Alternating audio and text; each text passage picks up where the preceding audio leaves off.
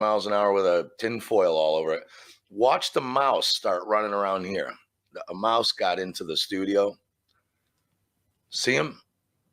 No, that can't be right. See my cursor? Yes. See him? I'll back him up. What is See that? him? It's a mouse. He got onto the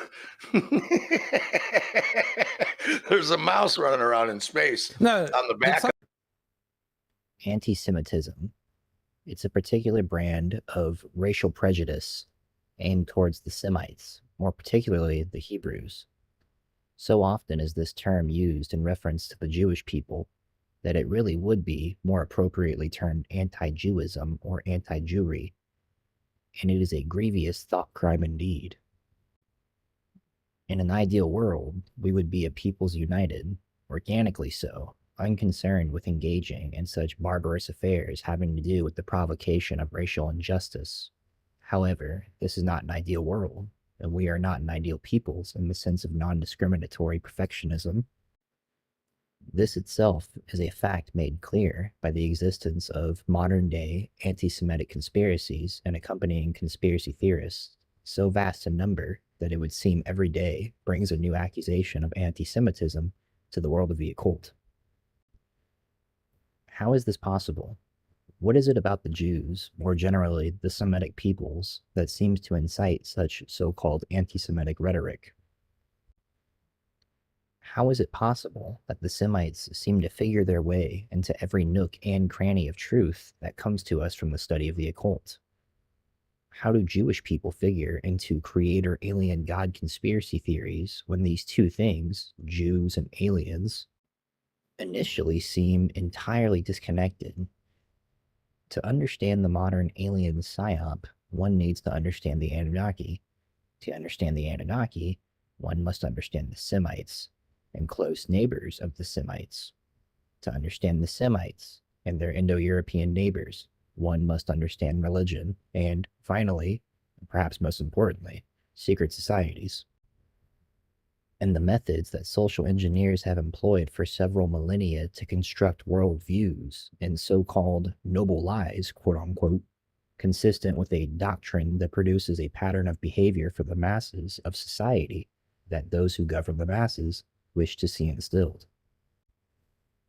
Aristotle, Plato, Socrates, Heraclitus, Pythagoras, Parmenides, Anacharsis, Anaxagoras, Thales, Anaximander, Anaximenes, social engineers, all.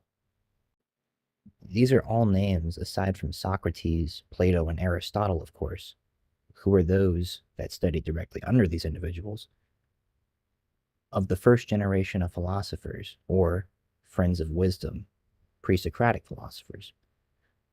The word philosophy, although created by Pythagoras, was not invented as a reference to a new patented concept in itself. Rather, it was a reference to the Zoroastrian conception of Mazda Yasna, or the praise of wisdom, which concepts Pythagoras became acquainted with during his 12-year period of study within Babylon at the behest of Cambyses II.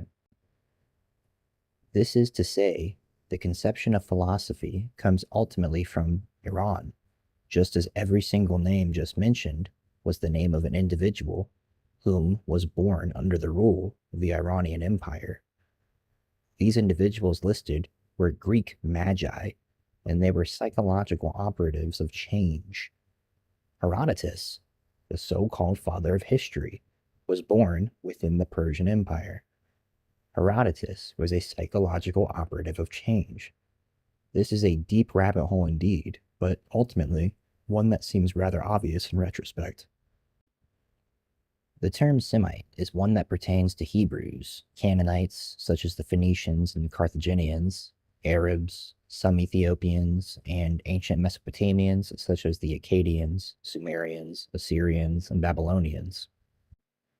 Confusingly, and perhaps unnecessarily, anthropologists refer to the pre-Iranian Elamites as having been a separate, non-Semitic peoples, despite their having been connected to the biblical ancestral figure of Shem, son of Noah, descendant of Abraham, and ancestor more generally to the Semitic peoples. This is also taken with the fact that the capital of Elam was Susa, which was geographically co-located just a couple hundred miles east of Babylon. This is also to take into account the Semitic people's carvings, monuments, and generally archaeological yields that are quite literally identical to the Medes and Persians, but I digress. Following the Battle of Carchemish in 605 BC, we saw the combined forces of the Babylonians, Medes, Persians, and Scythians defeat the regional power of Egypt, whom had allied with the forces of the former Assyrian Empire. The Neo-Babylonian Empire gained regional dominance thereafter. The kingdom of Judah, within the highlands of Judea, whose capital was Jerusalem, revolted against Babylonian rule in an attempt to maintain self-governance, an attempt which failed and led to the destruction of Judah and the Temple of Solomon therein, and occupation by Babylonian forces. In turn, this event resulted in the captivity period of the Jews, who were uprooted from ruins of Judah and resettled in large numbers in Mesopotamia, particularly Babylon.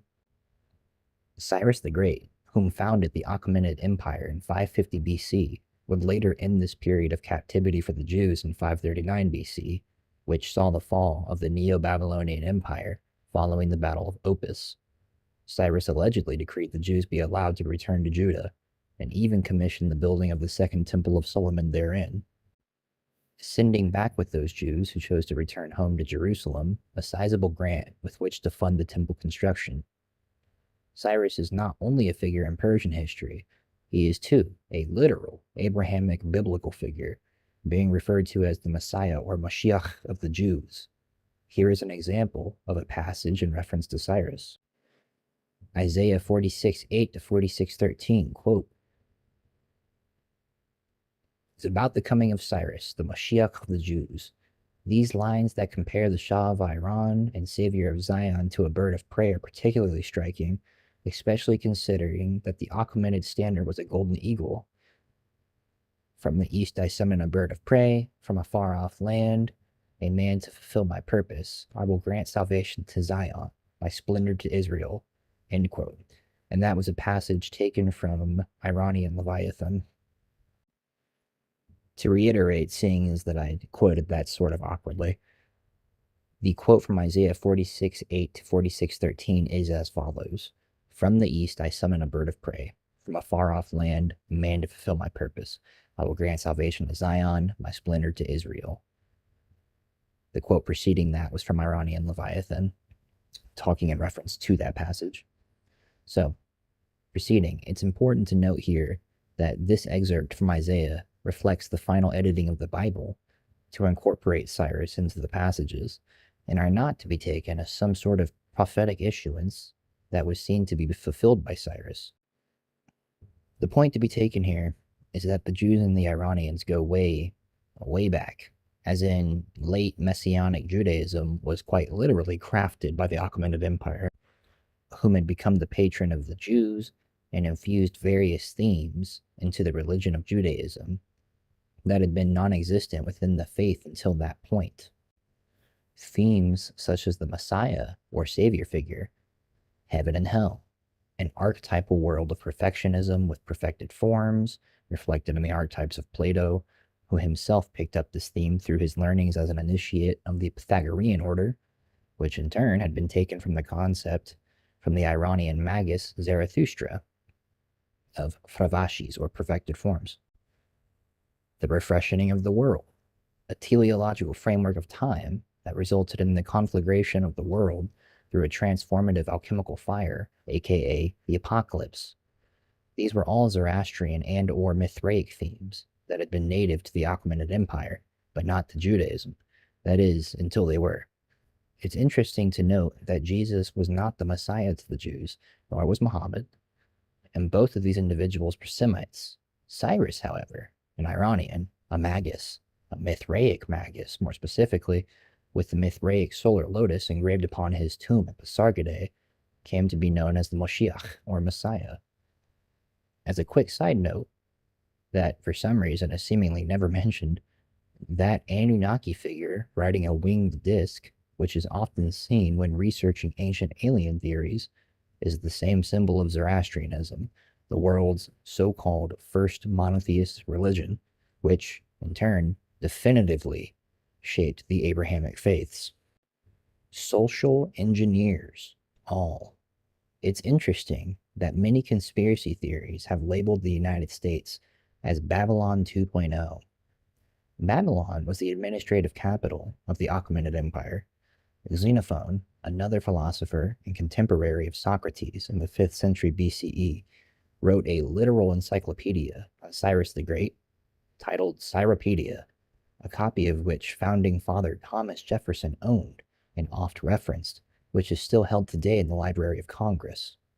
Quoting from bbcnews.com, in an interview with the director of Freer and Sackler Galleries in reference to the Cyrus Cylinder, aka the First Bill of Rights, and the Cyropedia, quote, "The book became popular during the Enlightenment among political thinkers in Europe and America, including those who drafted the U.S. Constitution in 1787.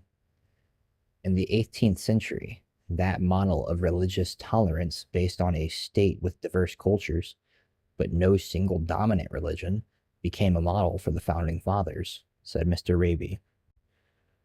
The Cyrus Cylinder was unearthed roughly about 100 years after the United States Declaration of Independence was published.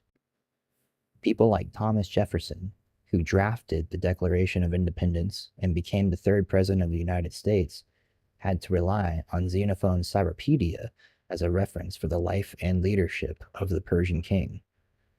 Scripture was the other source for information on Cyrus, as it chronicled the invasion of Babylon and the freedom of Jews.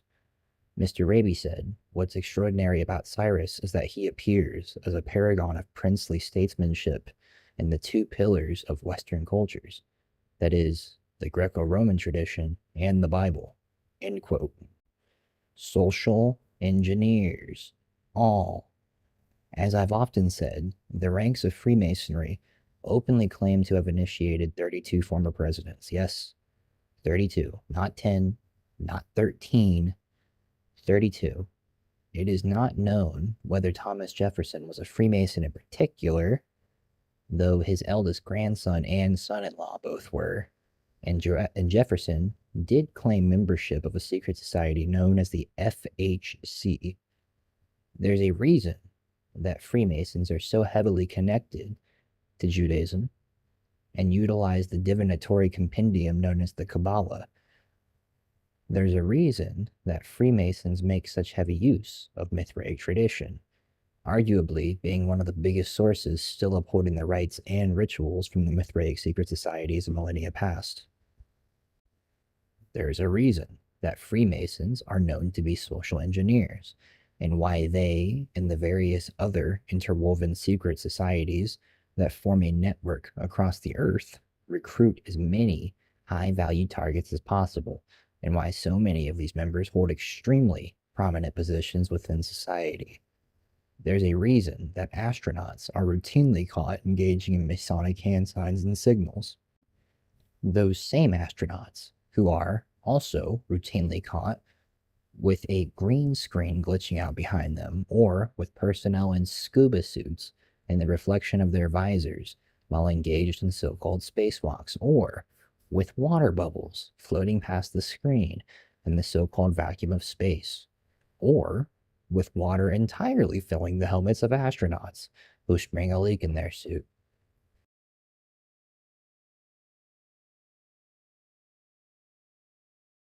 There's a reason that the space industry generates more revenue than 3 of the top 5 industries combined and doubled.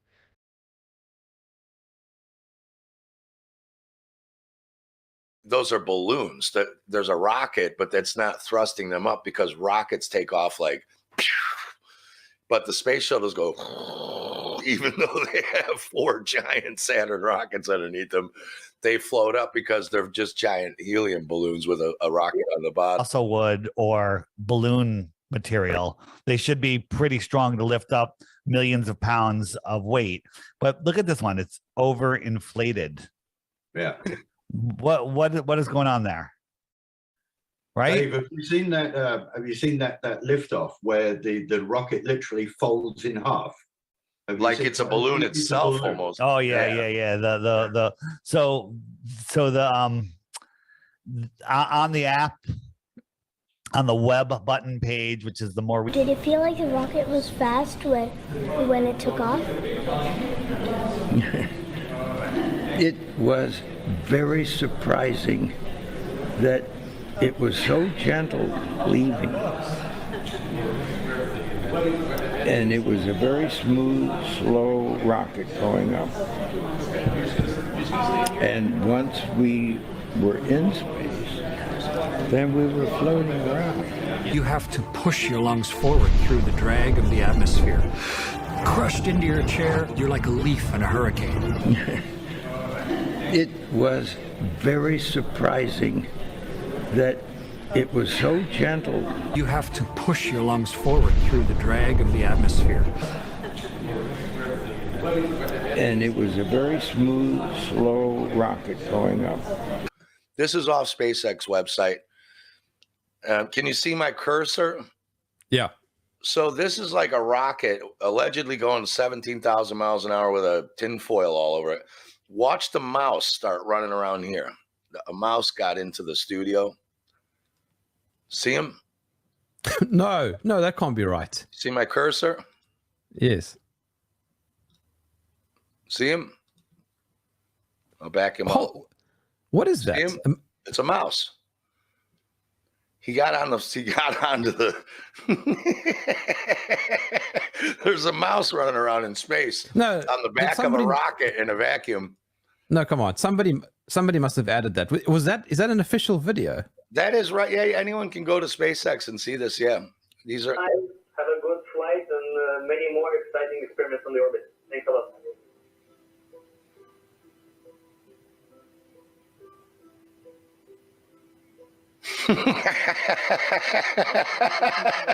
What's going on? It's like Star Trek, like they got teleported out of the transporter beam. What happened is they signed off and the green screen technician shut off the software too early. So they glitched out. The technician thought the broadcast was done, but they were still filming. So they glitched out. See that?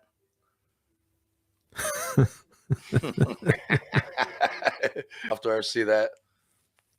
Because they're not really there. Now you can see on the right, you see this window floating around where my mouse is on the right. There's like a big metal square window. All the stuff that's supposed to be floating with them is overlay. So this camera on the left will be floating. See, this thing's floating. See, this window on the right is moving around. That's because it's CGI. So everything that is not a backdrop, same with on the top right. Look at this box up here on the top right. That's moving, this window's moving, and they're moving. So those four things are CGI overlay. They're moving, and all four of those will glitch out. Watch. Have a good flight and many more exciting experiments on the orbit. Thanks a lot. Yep. See you later. And now they're all going to glitch. See that? See that?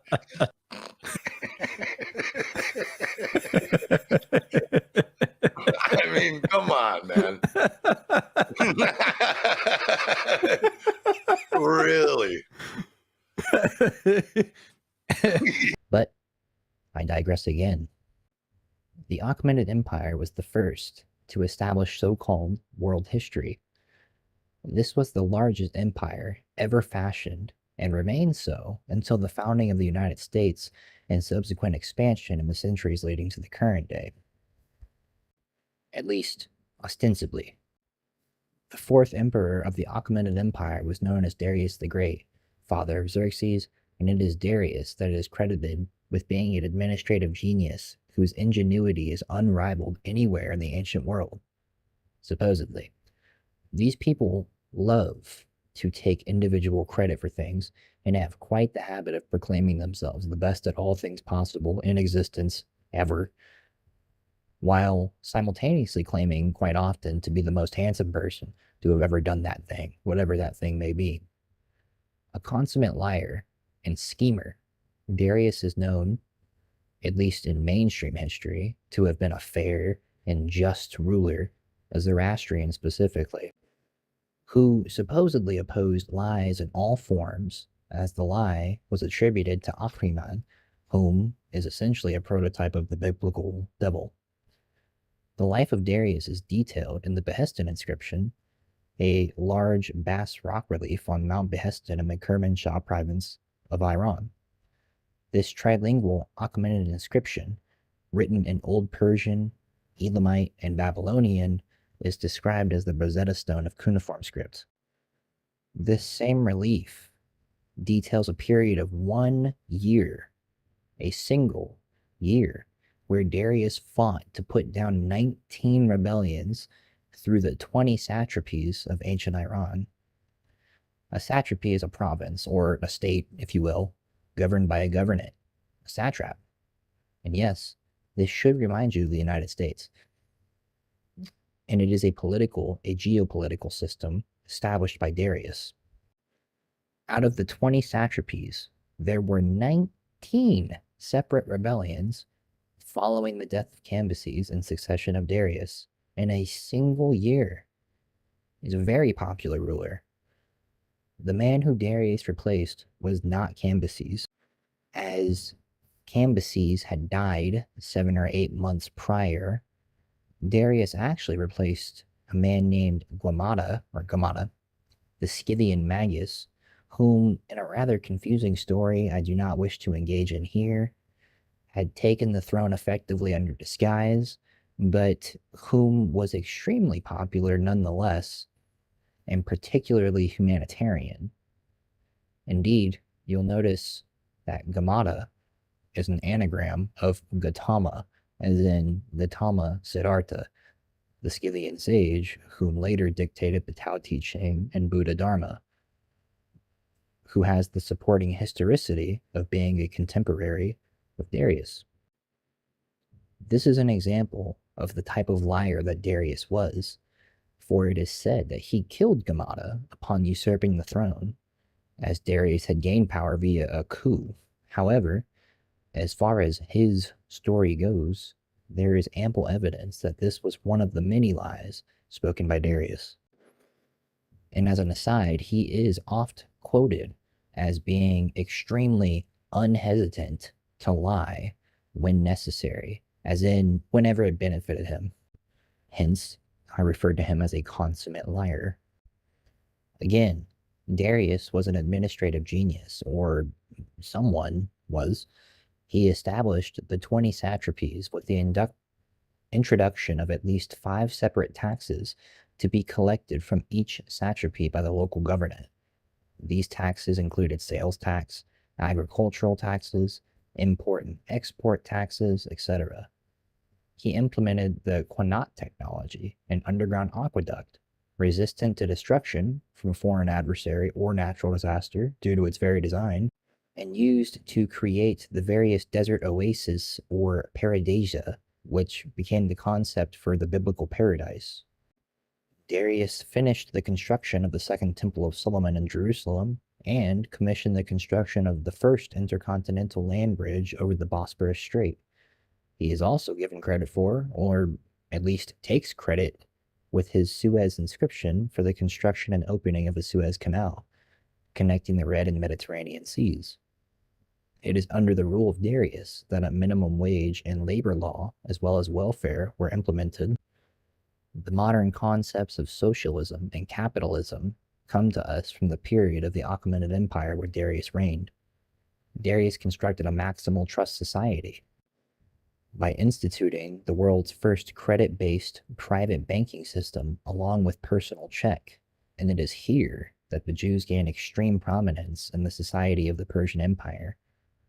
By the time of Xerxes, the son of Darius, a massive machination headed by Haman and various Persian bureaucrats to rid the empire of the Jews who had remained in Persia, unwilling to return to Jerusalem and trade off a rather easy life for one of hardship based upon rebuilding their destroyed homeland, was transpiring. Enter the biblical Esther, aka Ishtar, daughter of Mordecai, whom was a concubine of Xerxes. Although a mere concubine, the biblical folk history gives us an account that Esther, or Ishtar, being a Jew, was convinced by her uncle and pimp handler Mordecai to bring to Xerxes' attention this plot to undermine the Jews by Haman the bureaucrat, who was particularly interested in murdering none other than Mordecai himself. Ishtar pulls this off and secures a dinner with the monarch where she plans to inform him of the plot against the Jews. In this story, Mordecai had foiled an overthrow of Xerxes in the past and found no reward, a fault of Xerxes, which Xerxes just so happened to become aware of the night before this dinner with Esther when referencing his own journal. In the dinner with Esther, of which Hamas will be in attendance. At the dinner, Esther reveals the plot, of which Hamas is implicated, and Xerxes initially storms out in anger of being confronted with this information, seemingly angry at Esther. Upon returning to the room, Hamas is seen manhandling Ishtar, and Xerxes has him executed. In fact, Xerxes has some 75,000 people executed that are involved in this plot, and appoints the Jews as the de facto banking families of the Iranian Empire, a position which most certainly does not go to waste. It is from this position that credit is used to finance the multiple facets of the economy. Moreover, to establish monopolies by clever manipulation of this system, credit is generated in bad faith under the pretense of trust. This situation grows so dire that a reform is instituted, and we are presented with the birth of standardized coinage known as the shekel, which is actually a Persian word meaning image or likeness, as in the image of Darius or Xerxes that would be printed on the coin. The introduction of standardized coinage acts as an abstract placeholder of material goods, value, themselves holding a given value, representing something exchangeable, tangible, with which to back the rather metaphysical concept of credit, which in modern day has, well, returned to being metaphysical. Despite this,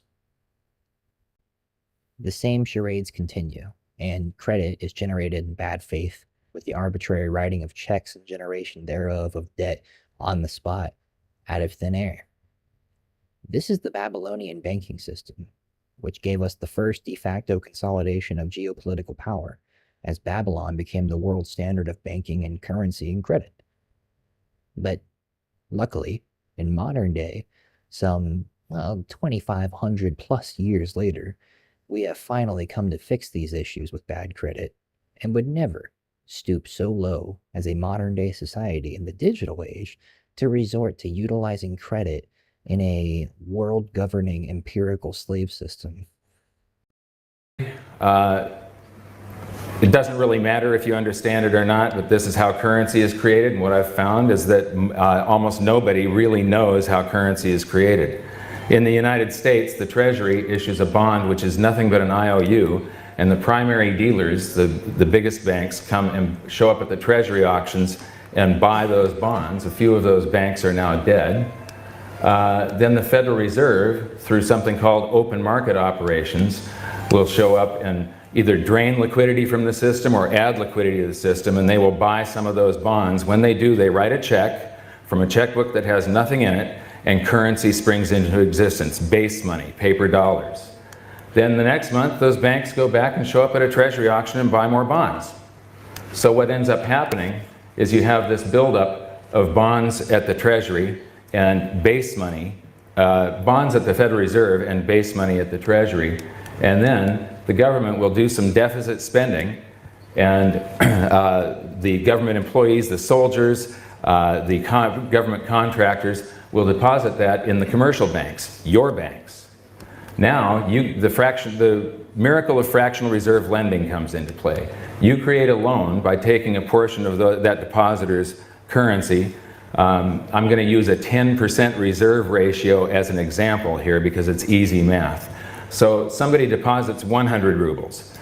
You borrow 90 of that out of their account and you loan it to somebody, and that person buys something, a house or a car or whatever. The seller then deposits that into his bank account, and so now there are 190 rubles in existence. Then that bank takes 90% of that deposit and loans them out. And now there are 271 rubles in existence. And this process repeats and repeats, and under a 10% reserve ratio, it's possible. You wouldn't do this because you wouldn't push your balance sheets right to the edge, because you could get shut down. But if you go right out to the reserve ratio, and the reserve ratio is 10%, $100 rubles can create 1,000 by you guys. So that's it. That's the currency supply. It's a couple of bucks that was whipped up in this scam here, I call it, where they swap IOUs. A bond is an IOU. Loan me $1 trillion, I promise to pay you back $2 trillion in 30 years. A check is an IOU. Here's my check. You can go to the bank and pick up cash. So they swap IOUs, currency springs into existence. You guys get to magnify it, and you guys get to get rich off of this system, so it's really a good system for you. This system does transfer wealth from the population to the government and the banking system continually. So it's the whole currency system is a couple of bucks whipped up by that system, and then a bunch of numbers that you guys type into your computers when you create loans. It's just credits and debits on the book. But anyway, in the United States, we have to work for some of that currency supply so that we can save it up so that we can pay tax. We pay that to the tax collector called the Internal Revenue Service. The Internal Revenue Service then turns it over to the Treasury, so the Treasury can pay the principal plus the interest on that bond that was purchased with a check from nothing. So all of this, the value of the currency, comes from all the labor and ideas and talent of the people right here. This is what actually gives it value. And because there was interest due on that bond, and there is interest due on every single one of these loans, there is always more debt than there is currency to pay the debt. In the United States, we have about $14 trillion, but we have $60 trillion of debt to pay with that 14. It's impossible. This system cannot go on forever. It's eventually finite. Eventually, interest will start outstripping the amount that you're borrowing into existence every month, and the thing just goes into a hyperinflation eventually. So, because there's interest due on this bond, and it's paid out of taxes, every paper dollar, every paper ruble in existence is a promise to tax us until the day we die, at least in the United States. You don't pay a lot of income tax here, but in the United States, every dollar in existence is a promise to tax us until the day we die, because it's borrowed into existence and it's all promised back. The entire currency supply is owed back plus interest.